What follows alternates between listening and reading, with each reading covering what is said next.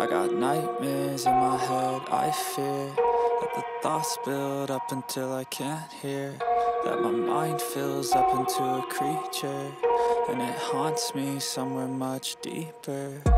Anxiety, filling up every space, no privacy. And silently, it could build and build until you finally see, whoa, it's taking over, damn no closure, moving closer.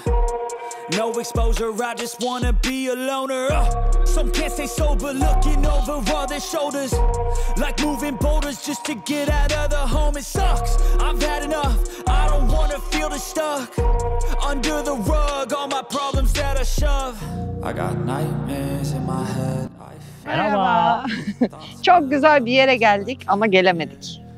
Gelemedik çünkü videonun başında izlediğiniz o yol çok enteresan bir yola çıktı. Şimdi drone görüntülerinden görüyorsunuz. Haritada yol gibi gözükse de buralar ama gördüğünüz gibi şöyle bir kum. Kum tepeleri. İleriye doğru deneyelim, yürüyerek bir bakalım dedik kumun durumuna. Ona göre hareket ederiz, riske atmayalım, kalmayalım buralarda çünkü çevrede yerleşim de yok. Haritada buranın yol gözükmesi peki? Ya haritanın buranın yol gözükmesi zaten ayrı bir saçmalık. Ama yani şu yolun şimdi kum komple, hani kum olmasa tamam diyeceğiz de. İncecik deniz kumu. Evet, yani traktör izi var, kamyon izi var. Ondan sonra şimdi hadi şu an çıktığımız rampayı çıkarız. Ama sonra var. Çünkü denize çok yakın değiliz, bayağı mesafe var. Çok uzak var mesafe. I think I've had enough, gotta find a way to get some energy, gotta find someone who's a good friend of me. I need purpose to make it all worth it, I'm still searching and I'm still learning. I want a life that's filled with memories, not a life with regret in front of me. I need focus to keep me from hopeless psychosis if I keep moping. I got nightmares in my head, I fear that the thoughts build up until I can't hear, that my mind fills up into a creature, and it haunts me somewhere much deeper. I got nightmares in my head, I fear that the thoughts build up until I can't hear, that my mind fills up into a creature, and it haunts me. Yani bizim bu araçta o yola girmemiz çok olası değil ya. Çok büyük bir çılgınlık olur, bence hiç gerek yok. Yani bir de oraya da girsek yine denizden çok uzaktayız. Bayağı bir mesafesi var denize. Evet. Yani çok güzel bir yere geldik. Harika bir yer. Bir kamyonumuz olaydı girerdik. Ya evet ya. İnşallah.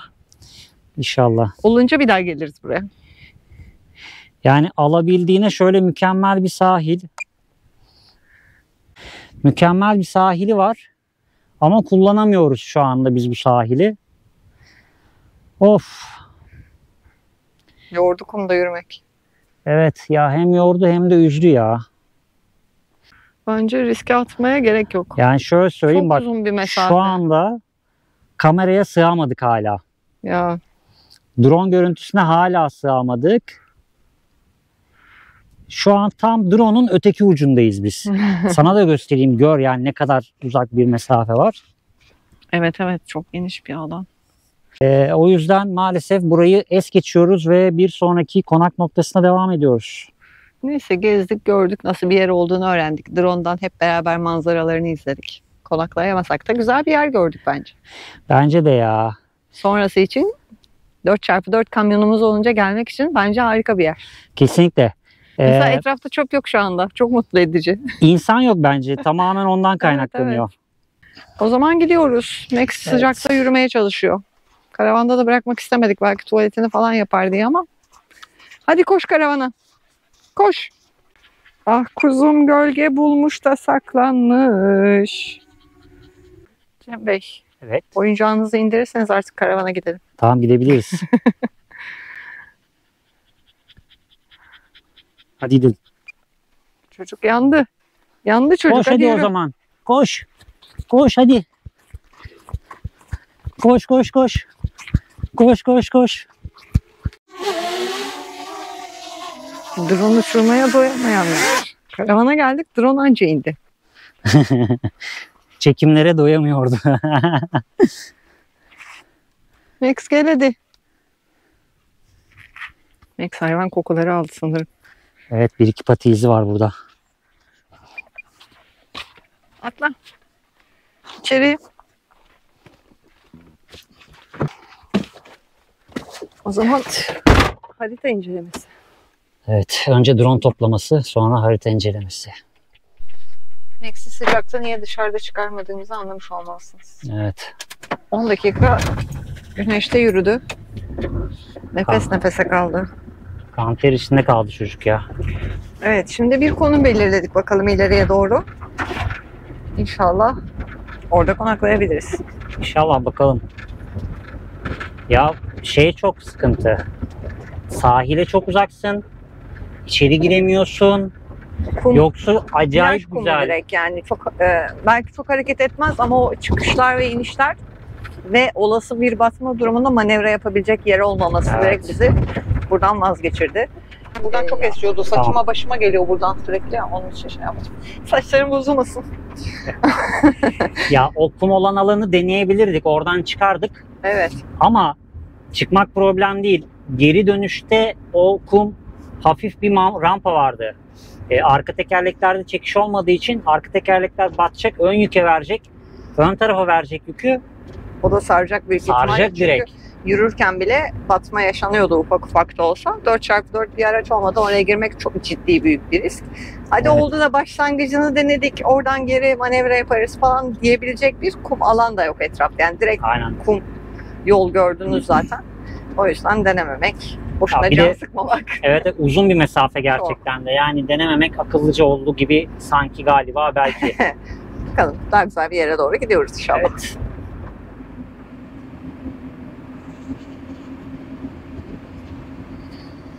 Arkadaşlar, bir önceki videoda izlediğiniz yerde Sakarya'ydı. Bugün konaklamaya çalıştığımız yerde Sakarya. Sakarya Büyükşehir'in içinde. Hiçbir yeri gezmiyoruz. Çünkü sahil bölgesinden gidiyoruz yine kıyı ve sınır şeridi olduğu için. Sakarya'yı birazcık es geçiyormuş gibi olsa da çok güzel yerlerinde konakladık bence. Bence Bu durakta eğer gittiğimiz yerde konaklayabilirsek Sakarya'nın ikinci durağı ve son durağı olacak. Şehir içine hiç girmiyoruz. Kıyıdan devam ediyoruz.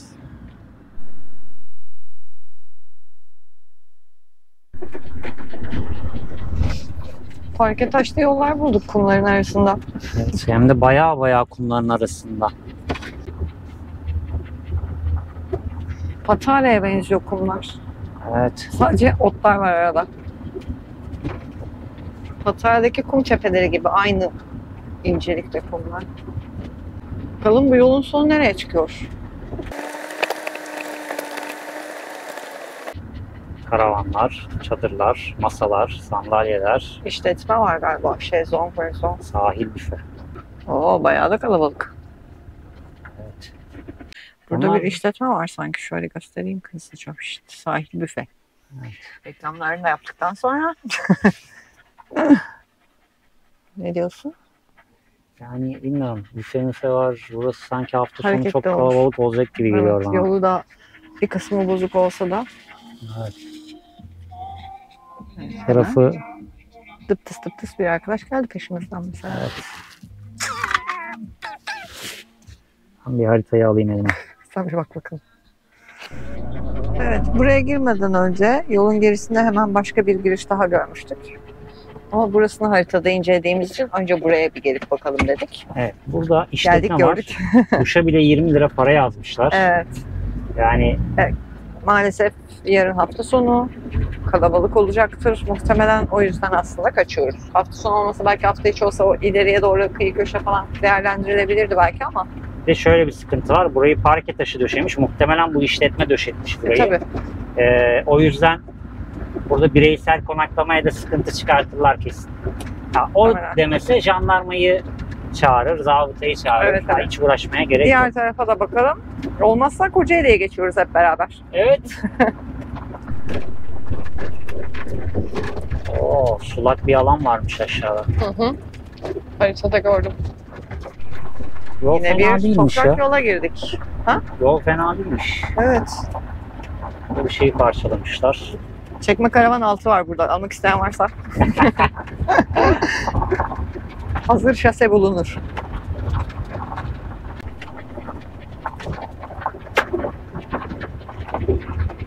Yolun sonuna geldik. Evet. Sürpriz. Bir sürü araba var. Sanırım deniz için gelmişler. Evet. Çünkü şemsiyeler falan var aşağıda. O can kurtaran bile var. plaj var.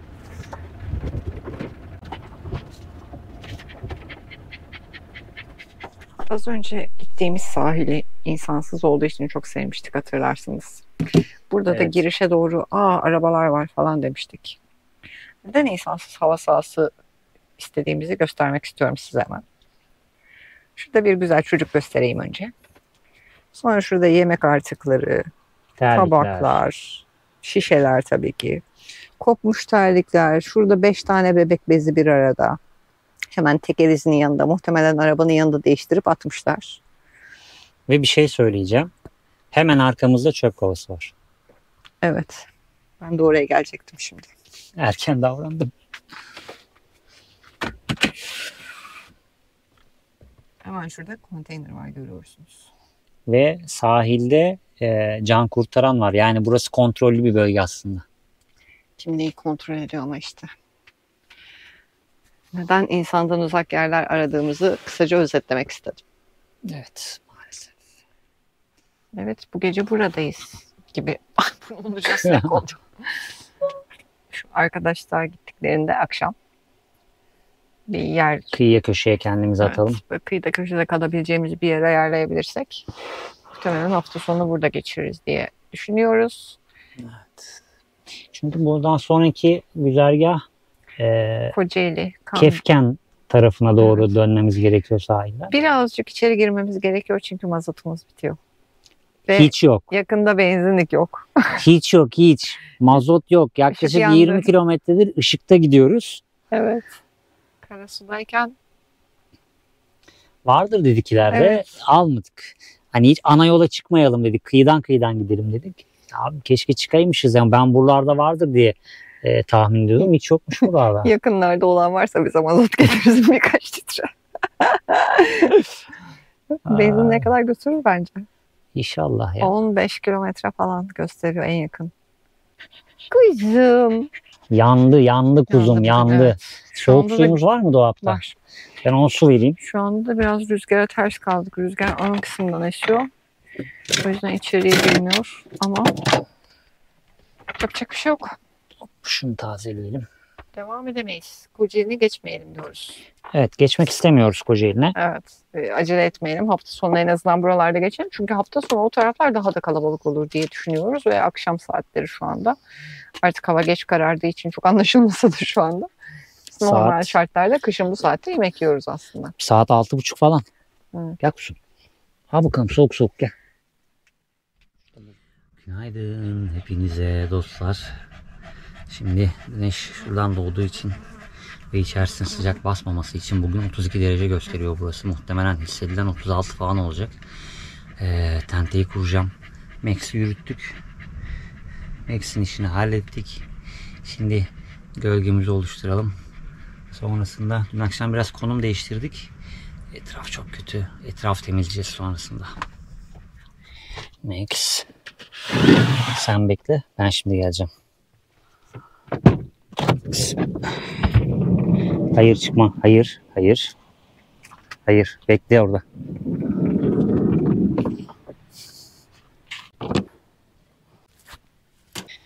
Evet, pratik merdivenimizi de kuralım. Dıştan merdiven oluyor birçok karavanda biliyorsunuz. Ama biz dıştan merdiven kullanmadık. Çünkü olmadık bir yerde çoluk çocuk çıkar. Sarhoşun biri yukarı çıkar. Hadi onlar problem değil de çoluk çocuk yukarı çıktığı zaman düştüğünde başınıza bela alırsınız. Yazık günah. Hem çocuğa yazık hem sizin uğraştığınıza yazık. O yüzden böyle bir maymun merdiveni tasarladık biz. Bunu kullanıyoruz. Kurulumu pratik. Yer kaplanıyor. Şey de düşünebilirsiniz. Teleskopik merdivenler var. Onları da düşünebilirsiniz. Ama onlar biz karavanı yaparken de çok pahalıydı. Şu anda da çok pahalı. Kullandığım tahta kürek tahtası.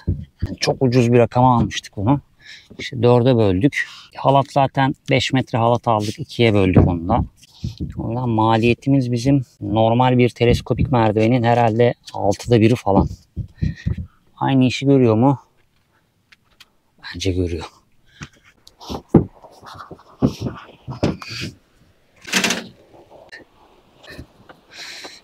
Brandayı böyle pratik yapmamızın sebeplerinden biri de sök takının kolay oluşu. Bu brandada 4 metreye 3 metre. Gölgelik branda diye geçiyor bu. Bunu böyle almamızın sebebi istediğiniz formatta kullanabiliyorsunuz. Daha önce Antalya videolarında izlediğiniz bir formatta kullanacağız. Mahremiyet kazandıracağız kendimize.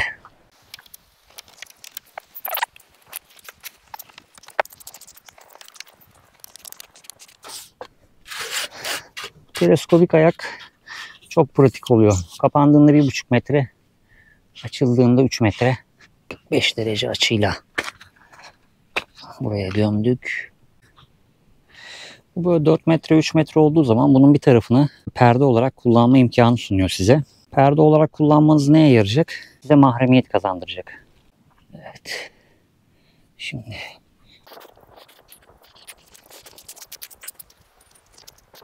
dün akşam rahat bir uyku geçirdik. Sabah bir balıkçılar geldi. Bir tanesi geldi daha doğrusu. Çok balıkçı gelmedi. Burayı da gerdirdik.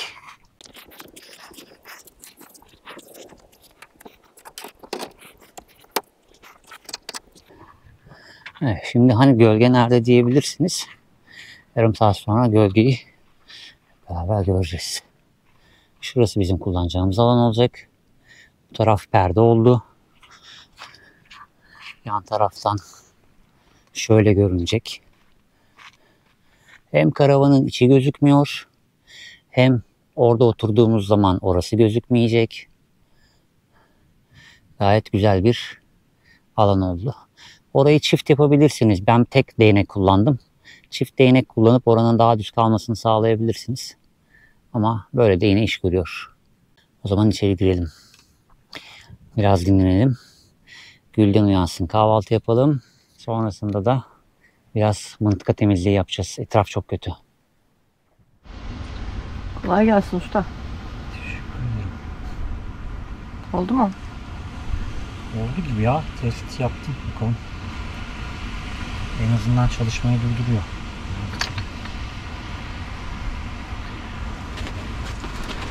Su pompamız bozuldu. Atlet var kız üzerimde. Atlet değil, cama tişört ne olacak? Millet beyaz atletlerle dolanıyor, çıplak dolanıyor. Aa. Ayrıca deniz kenarındayız. Bence şu anda fazla bile giyiniksin.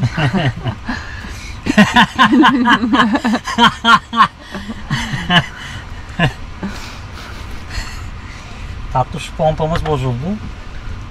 Şöyle bir şey. Alev alevli makinesi. Tatlı su pompamız deyince kafa karıştırabilirsin bence şu anda. Şarjlı su.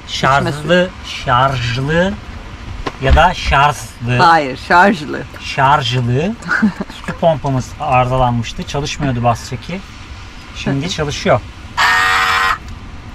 Aha. Evet yaptım. Oksitlenmiş birazcık. Temizledim. Ellerine sağlık. Bence nemden bozuldu o ya. Birkaç gün kullanmadık ya bu şeyde. Olabilir. Suyumuz az diye 5 litrelik su kullanmıştık. Büyük ihtimalle ondan. Çok nemliydi.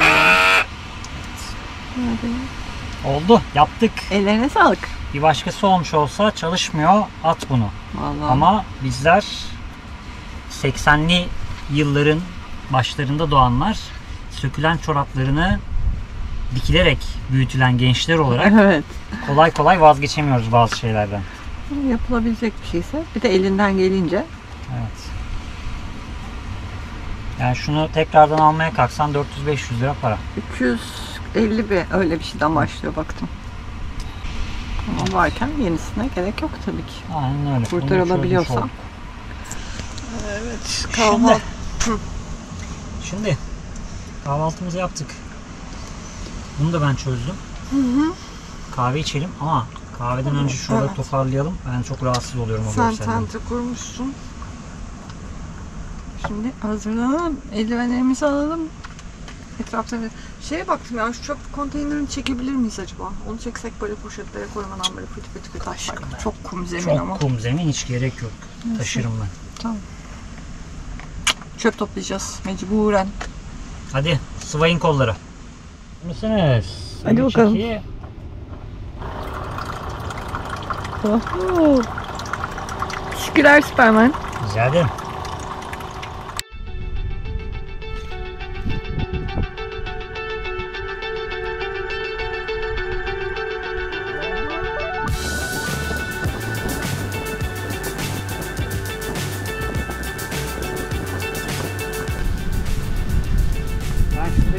Camları alayım. Ben burayı hallederim.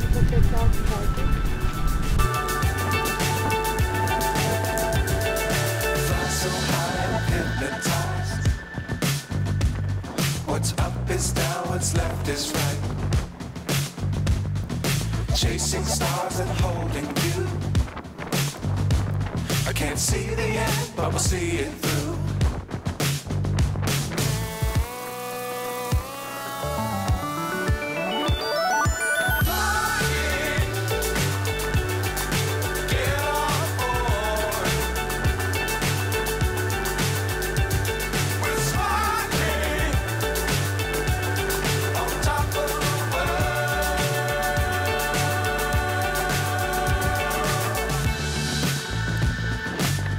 Times don't fly too high. Be sure to keep the ground in sight. Fly forever if you keep it tight. Love the world and keep the sky on your mind. Ama sabahtan beri çöp topluyoruz ve hemen şöyle göstereceğim.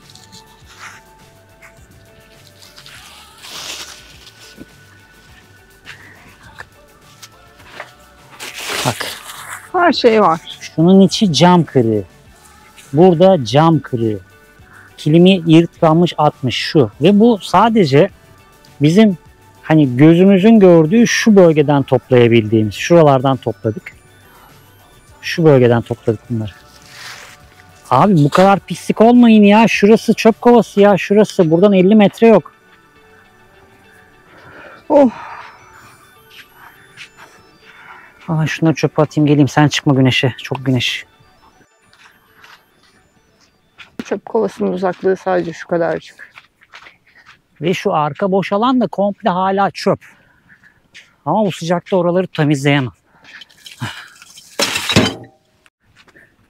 Şöyle karavanın tam önündeki alanı. Şu karşı kum tepelerine kadar. Çünkü orada çok fazla cam şişesi vardı. Buradan o taraflara da başlarsak artık köye kadar gideriz herhalde. Kendi çevremizi temizledik. Göreceğimiz hatta görmeyeceğimiz etrafımızı bile temizledik. Tolga da yol üstünü temizleye gidiyor. Son çöp poşetini yarım kalınca içi. Ha, çöp kovasının yanında da vardı az önce işte. Tam kovanın yanında şişeler vardı. Söyleyecek bir şey yok böyle insanlara.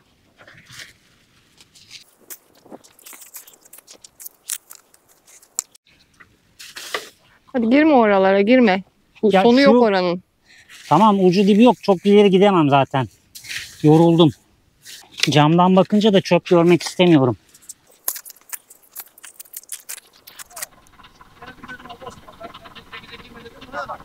Of. Amca takdir etti beni. Duydum. Şunu şöyle koyayım. Kapıya basar mısın be? Sandalyeleri çıkartayım. Amca diyor işte diyor şu bilinç diyor ki herkes de olsa diyor tertemiz olur buralar. Dedim amca doğru söylüyorsun. Doğru. Yani şu bilinç herkes de olsa Hiçbir yerde çöp olmaz. cennet vatan deyimi tamamen doğru olur. İşte ya, o yerden bitmiyor ki bunlar. İnsanlar atıyor. Atarken çöpe atsa şurada bir tane çöp toplamayacaksın. Ama işte onun ceremesini herkes yapıyor. Ben bulaşıkları yıkayıp böyle kahve yapayım. Tamam. Artık evimizin içini de temizleyelim. Dışını temizlediğimize göre. Diyor ki benim hanıma diyor dikkat edin diyor. Denize Olur. girme dedin diyor. Ama diyor gözün orada olsun. Yaramazlık yapmasın teyze. Cuma'ya gidiyormuş. Ha, Allah kabul etsin. Evet alerjim var senin bir de. Hap içeyim ben bugün. Çok terledim. Terleyince de iyice şey yapıyor. Bahçemiz hazır tertemiz. Hazır mı? Ben de şuraları toparlayıp böyle kahve yapayım. Geç kızım geç. Ay gözüm. Mahvoldu sıcaktan. Bugün gerçekten sıcak 2 gündür. İyi sıcak gördük yani. Geçenki yer çok... Geçenki yer deyince biz bir önceki videoda çemkirdik değil mi millete? Çöp çöp çöp çöp diye. Evet. Dellendik de. Evet. Her yer öyle ki ama yani. Her yer öyle. Yani bu kadar olmaz diyorsun, daha fazlası çıkıyor. Kuzum sen oradan çıkma sakın. Çok diken var her yerde Emek. Biz bir tane de şey alalım. Çöp toplarken de kolaylık olur. Tırmıklar var ya böyle. Ya o toplarken düşündüm onu biliyor musun? Merhaba Evet. kuzum. Bir tane tırmık alalım biz. Sopalardan birinin ucuna takarız böyle. Çöpleri toplamak da çok kolay olur. Süreriz böyle direkt. Ama bu dikenleri almaz. Ben dikenler için düşündüm başta da sonra toplar için, çöpler için çok mantıklı geldi. Süreriz komple böyle etrafa. Hepsini bir araya toplarız. Oradan atarız çöpe. Ha, yazık Değil mi ya. kuzum? Bak 2 dakikada toplamış yine 3-5 tane. Çok var diken ya. Terliklerimin altına yapışmışlar o yassı dikenler. Yassı dikenlerden var. Top top olanlardan var. Büyük olanlardan var. Büyükler Pisi var. pisi var. Pisi pisiler var. Ya bütün diken çeşitleri var burada Max'cim. Çok üzgünüm senin adına. Sürekli diken temizleyeceğiz. Dün akşam zaten canımız çıktı onları temizleyene kadar. Max'e tulum giydirelim böyle. Ayaklarından falan geçsin komple. Tüylerine yapışmasın. Sana bir tulum yapalım Max. Çok tuhaf gözükmüyor mu ya? Bomboş deniz. Hiç karşıda tepe yok, dağ yok, kıyı yok. Antalya'da da öyleydi ya, garip geliyordu Evet. bize. Ama orada bazı yerlerde en azından bir koyun karşı köşesini görüyorsun. Bir tepeyi görüyorsun. İleride bir dağı görüyorsun falan.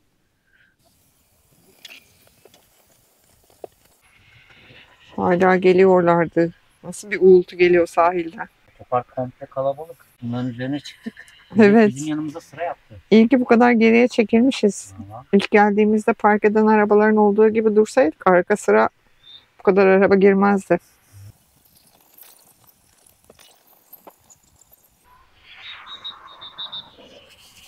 Kızdırmayın can kurtaranı. Can kurtaran etkiliyor vallahi bak. Dürü. Dalga çıkmış galiba, ses geliyor bayağı artık. Yarın karabalığın tavan yaptığı vakit drone görüntüsü çekeyim bakayım etraf. Ne haldeyse. İlk gidip geri Ay. döndüğümüz yer ne alemde. Ha, öbür taraf. Evet. Evet. Buradan yakın orası gözükür. Pirinçleri döktüm ya. Yapraklar, bu arada yapraklar şey değil mi, o bizim birkaç video öncesinde yaptığımız yaprak pidesi miydi, neydi o? Evet, asma pidesi. He, asma pidesi. Yaprak pidesi. Bir lornik miydi neydi? Öyle bir adı var. Öyle bir aynı adı varmış, zamanda evet. Bazı bölgelerde. Ondan kalan yapraklar bunlar. O videoda yorumlar geldi. Bahsetmemişsiniz nasıl olmuş diye. Bence yorum yapmalısın. Ben seviyorum zaten. Bence güzeldi. Ne kadar pembeyim. Yani ne kadar, Sen de çok ben karasın. çok karayım. Sen eşitlendin ya. Kollarında izler vardı. Evet ya, amele yanından kurtuldum. Şimdi o ben biliyorsunuz eğer bir şey yaptığımız bir şey güzel olmadığı zaman laps diye söylüyorum onu. Güzel olmayı gerek yok, uğraşmayın, zaman kaybı diye. Ama o gayet başarılıydı. Evet, Ki içinde malzemelerin yarısı da yoktu. evet, eksik malzemeyle yapmamıza rağmen gayet güzeldi aslında. Evet, bu tarifimizde soğanlar pembeleşene kadar değil, ben pembeleşene kadar yapıyoruz. Şöyle içini karıştırıp sarmaya başlıyorum.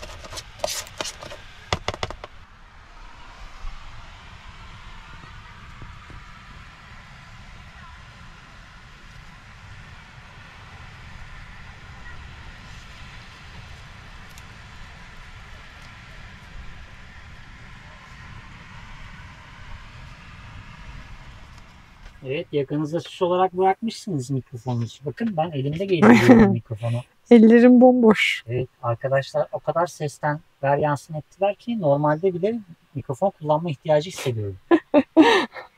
Evet, aslında içeride sorun olmaz. Normalde kullanmamız güzel ses geliyor kameradan. Ama şu anda burada dalga sesleri bize bile çok geliyor.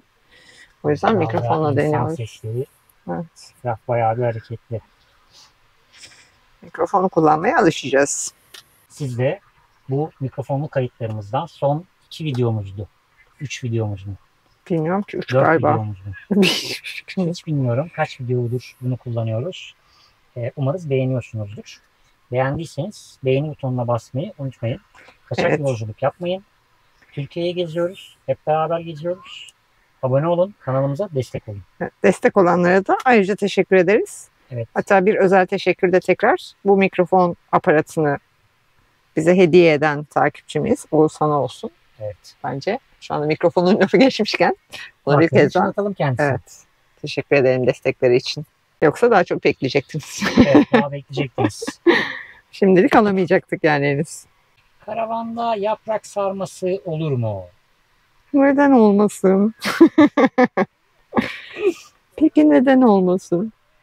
Bir de şimdi şey çıkmış hep ev konforunda kamp, ev konforunda tatil. Hep o başlıklarla paylaşıyorlar şimdi. Ev konforunda çadır kampı. Tamam konforlu. Tamam yani konforlu. Tüketim toplumuyuz.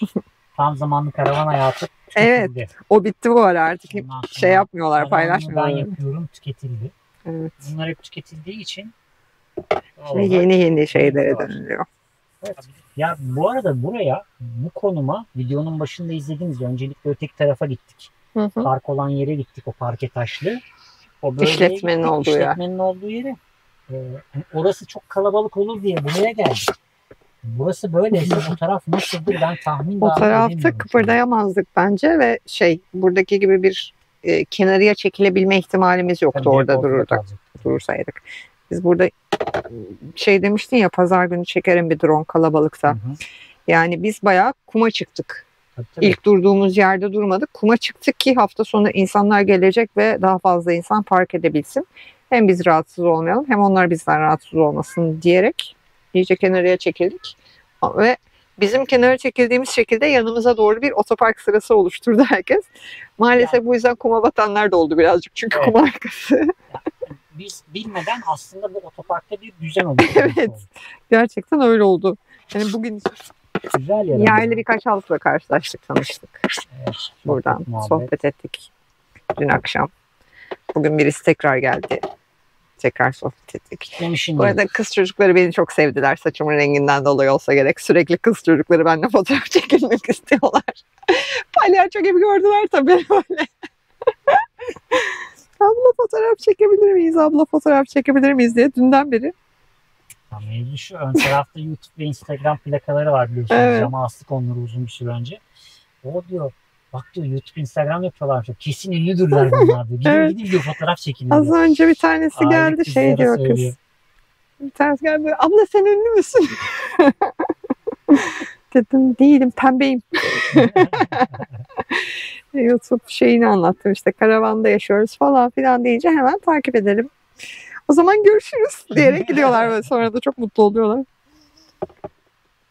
Kız çocukları pembeyi sevdikleri için bana ayrı bir sempatileri oluyor sanırım. Daha önce de çok yaşamıştım motorculuk yaparken de. Müşterinin kızı 3-4 yaşlarında bir kızı vardı. Kask ekipman almaya başlamış. Yeni motosiklet kullanmaya başlayan bir arkadaş. Hı hı. Eşi kızı beraber gelmişlerdi. Ben hiç farkında bile değilim işte merhabalaşırken kızı da sevmiştim falan ama 2 gün sonra tekrar gelmişlerdi arabayla. Dükkanın önünden geçiyorlarmış. Kız benim fotoğrafımı çizmiş. Pembe saçlar. Yani resmimi çizmiş, fotoğraf diyorum. Resmimi çizmiş, onu bana vermeye gelmişlerdi. Kız çocuklarında biraz akılda kalıcılığım var. Evet, o zaman Evet, az kaldı. bugünü böyle geçirdik dostlar. Yarın drone görüntüleriyle Bir kalabalığı gösteririz size de. görüşmek üzere diyelim o zaman. Evet sevgili dostlar, size buranın kalabalıklığını çekeyim. Bakın yukarıda 3 tane araba var. Bizim yanımızda 2 tane araba var. Arabalarına yürüyen insanlar var. Bu tarafta 3-4 tane araç var. Sahilden geri gelenler var. Şimdi sahili göstereyim size, niye bu kadar az araba var görelim. Evet, bugün pazar olmasına rağmen sahil bomboş çünkü aşırı derecede dalga var ve bu bölgede dalgalı olduğu zaman denize girmek yasak. Can kurtaran kırmızı filamasını astı. Kimseyi denize sokmuyor. Saatin 5 olmasını bekledik. Kusisi bir kalabalık olur bir şey olur diye ama deniz durulmadı. Geleni gönderiyor. Sabahtan beri 100 araba gitmiştir geriye. Aşırı rüzgarlı olduğu için drone da uçuramadık. Devamlı rüzgar uyarısı verdi. Yani bir pazar günü burası bomboş devam ediyor. Biz daha kalabalık olacağını düşünmüştük ama Ki deniz girilebilir olsaydı kesinlikle daha kalabalıktı. Ama herkesi geri gönderiyor. 10 metreden fazla denize kimseyi yaklaştırmıyor. Yaklaşanlara kızıyor. Jandarmayı çağırırım diyor. Evet, buralar böyle. Bir pazar günü gayet keyifli ve gayet sessiz gidiyor. Bizim tentemizin güzelliği de güneş tam çaprazda alanımızı genişletiyor. Bu sevgili tentemiz de böyle olunca. Demonte tentenin avantajı. Burada da sıcaktan ne yapacağını bilemeyen bir çocuk. Merhaba Max. Burada da bir adet Gülden. Merhaba. Merhaba. Nasılsınız inşallah? Teşekkür ederiz efendim. Sağlığınıza duacıyız. Siz nasılsınız inşallah? İyiyiz maşallah. Geliyorum. Gelin efendim. Atıştırmalık bir şeyler mi yaptın? Evet. Tamam. Acıktık ya. Evet. İnsanları izlerken yorulduk. Bir geliyorlar, bir gidiyorlar, bir geliyorlar, bir gidiyorlar. gidiyorlar. Hayal Dalga kırıklıklarıyla sesleri. geçen bir gün bugün insanlar Evet, için. ağlayan çocuklar, hayalleri yıkılan çocuklar. Ama diyor ben diyor kumda bir şey yapacaktım. Tamam, yüzmeyelim. O zaman kumda bir şey yapayım. Öyle deniz bayağı dalgalı ama bugün. Çok gösterdim şimdi arkadaşlara. Araç yok neredeyse. Yani toplasan 10 tane araç var. Evet ki yani şu gitmiş halleri. Aslında geliyorlar ve gidiyorlar sürekli. Evet. Biz de oturduk izliyoruz işte onları bugün böyle sıcakta. Ne yapalım? Can kurtaranın insanlarla Ay, cebelleşmesini evet izliyoruz. ya, adama sabırlar diliyoruz gerçekten. Gerçekten. Yani hani sanki başkaları tatile geliyormuş da o tatile gelmelerini istemiyormuş gibi davranıyorlar adama direkt. Ya, aşırı dalga var. Adam gelen insanların canını kurtarıyor. Tek zaten burada. Şimdi adam görevini Enteresan. yapıyor yani. Bu havada girilmezse girilmez. Beddua mı edenler ararsınız? Küfür edenler Küfür edenler mi ararsınız? Garip bir toplumuz. Enteresan. Sen onları al. Ben de Max'e su vereyim önce. Tamam. Max'im susadın mı? Orada bir şeyler Acıkmış. varken suya Gerçi bakar saat mı? 5. Al bakalım. Mama da getireyim mi sana? Mama alabiliriz Max'e. Getireyim ona da. Bardakları al istersen sen de. Tamam. Şöyle bıraktım bardakları. Tamam canım.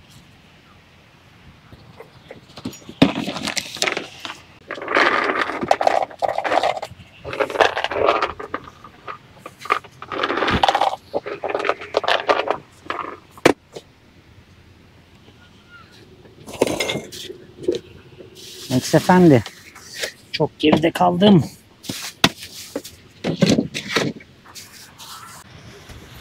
Ayaklarına dikkat et tatlım. Dikenler Evet, var oraya orada. dikenler gelmiş yine. Sabah az mama yedi. Yalnız Biraz koca katkı Karadeniz'de şu Karadeniz'in hırçınlığını görmeyip de Marmara bölgesinde Karadeniz'in hırçınlığını görmemiz de Evet. Karadeniz bize gider ayak sürpriz yaptı. Yalnız bu ara Karadeniz'i gezen çok fazla karavancı paylaşımıyla karşılaşıyorum. Herkes bin pişman. Herkes şikayetçi. yani bütün sahiller vesaireler her yeri kapatmışlar. Evet. İnsanlar konaklayacak yer bulamıyor. Bir. İkincisi hani bu tür bir plaj, sahil gibi bir yer de yok Evet. kalabileceğin. Hele en sınır hattına bizim gibi kıyıdan gidenler için tam Evet bir evet. ızdırap. Kıyıdan gidenler aynı şeyi söylüyor. Yaylalara çıkan birkaç kişi var gördüğüm. Hı hı. Yaylalara çevre yerel halkın önerisiyle karavanla çıkmamışlar. Hı hı. Karavanı aşağıda şehirde bırakıp minibüslerle gitmişler hep. Çünkü yayla yollarının zorluluğundan bahsediyorlar. Ve oraya harcanacak parayla taksi tutup gitmek bile daha mantıklı diye yazmışlar. Mazot harcayıp aracı yormaktansa diye. Tabii canım. Ya dedim ya bir önceki videoda da dedim galiba ya da çok önceki videolarda da demişimdir. Karadeniz bölgesinde Karadeniz hep demiş olabilirim ama. Hani Karadeniz çok zorlu bir bölge Evet. gerçekten. Yani yaşayanların ya bir de biz hani ana yoldan gittik yani Tabii. sadece. Köyler Onun haricinde o gördüğümüz köy yolları hatırlıyorsun işte. Bayağı bağ bahçe yolu gibi bir bakıyorsun yolun girişinde 7-8 tane köy tabelası var. tabii. Abi yani yolun başlangıcı öyleyse devamının farklı olacağını hiç düşünmüyorum. Ki biz bozuk yollardan giden insanlar, sürekli toprak yolları kullanan, Evet. hani asfalttan giden sürekli asfalt yol kullanan karavancılar için hepten şok edici bir şey bence oralar. Bu kuzu da tuvaleti gelecek ve çiş yapmak zorunda kalacak diye su içmiyor. Çok sıcak ama haklı. Çok sıcak, yerler çok sıcak, basamıyor, yürüyemiyor. Gölgede yatıyoruz bütün gün değil mi Max'cığım? Al bakalım. O zaman hepimize afiyet olsun mu? Olsun. Yarasın. Yine saçım. Afiyet olsun. Günaydın. Sessiz bir hafta içinden hepinize merhaba. Evet, günaydın. İnanılmaz bir hafta sonu geçirdik.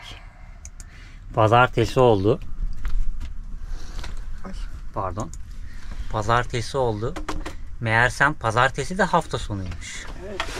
Evet, Tatilmiş. Bir kalabalık oldu. İnanamazsınız. Tabii can kurtaran denize kimseyi sokmadı. Devamlı bir doldur boşalt istasyonu gibiydi burası. Karadeniz'in en hırçın halini burada görmüş olduk. Evet. Çok grip akıntısı var. O yüzden can kurtaran hiç kimseyi sokmuyor.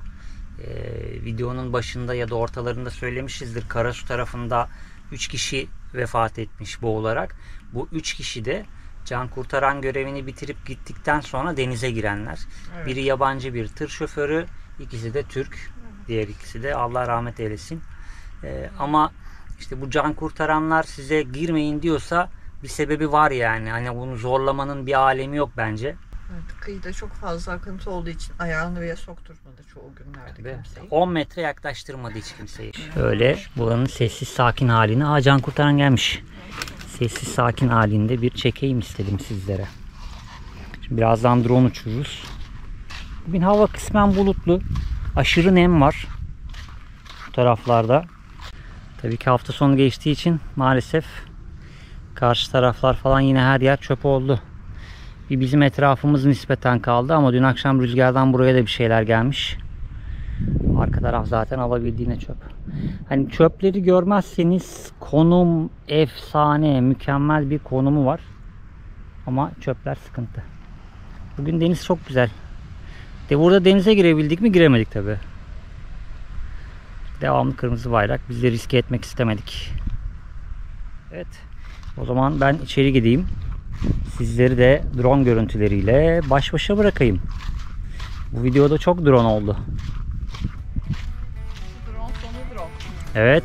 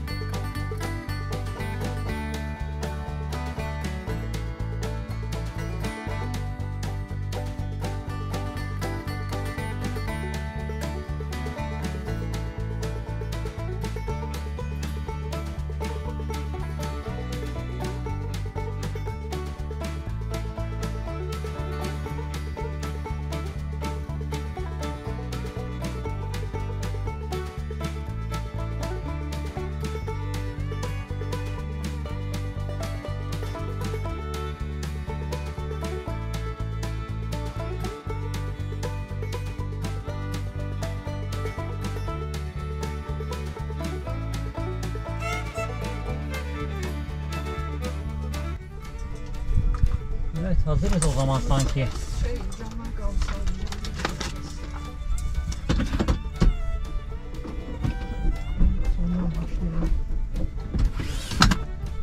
Tamam. Modemi de yuvasına kaldırdım.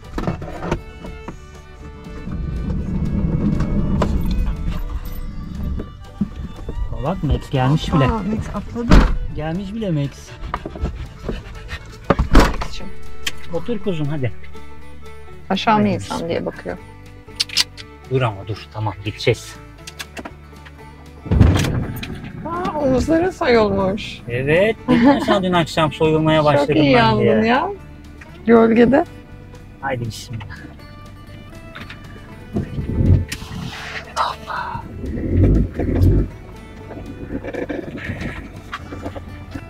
O zaman bu güzel macerada bizimle birlikte olduğunuz için sizlere teşekkür ederiz dostlar. Bir sonraki videoda görüşene kadar kendinize iyi bakın. Hoşça kalın. Hoşçakalın.